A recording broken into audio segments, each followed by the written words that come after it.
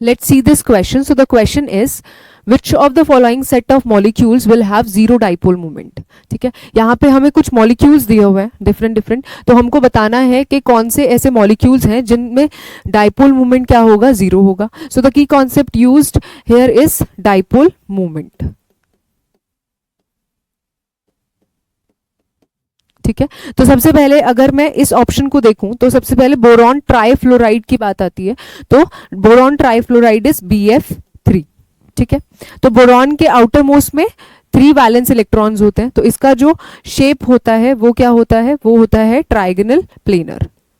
ठीक है, ये जो शेप है वो है ट्राइगोनल प्लेनर. देखो, अब फ्लोरीन बीइंग मोर इलेक्ट्रोनेगेटिव, तो जो नेट डाइपोल मोमेंट होगा वो कुछ अपवर्ड डायरेक्शन में होगा.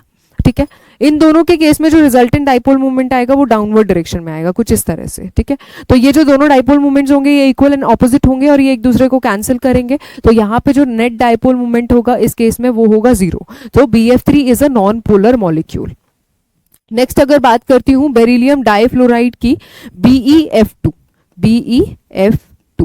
ठीक है, तो बेरिलियम के पास 2 वैलेंस इलेक्ट्रॉन्स हैं, तो इसका शेप कुछ इस तरह से होगा.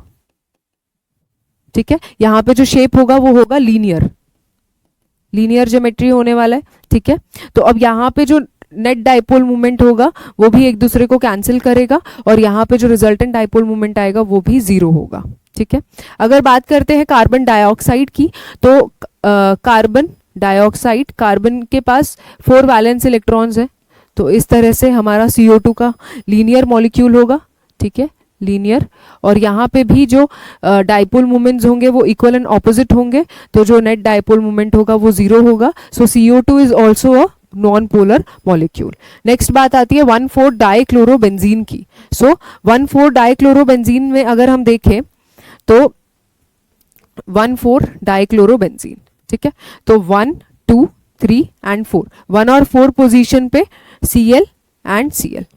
ठीक है, तो यहाँ पे भी जो डाइपोल मोमेंट होगा, कार्बन से ज्यादा इलेक्ट्रोनेगेटिव कौन है, क्लोरीन, तो यहाँ पे जो डाइपोल मोमेंट होगा वो अपवर्ड डायरेक्शन में होगा. ठीक है, ऐसे ही नीचे की अगर मैं बात करूँ तो क्लोरीन के डायरेक्शन में डाइपोल मूवमेंट होगा, तो dipole movement will be in this direction. तो ये दोनों ही डाइपोल मूवमेंट्स क्या होंगे, इक्वल एंड ऑपोजिट होंगे, एक दूसरे को कैंसिल करेंगे और जो रिजल्टेंट डाइपोल मूवमेंट आएगा वो जीरो आएगा.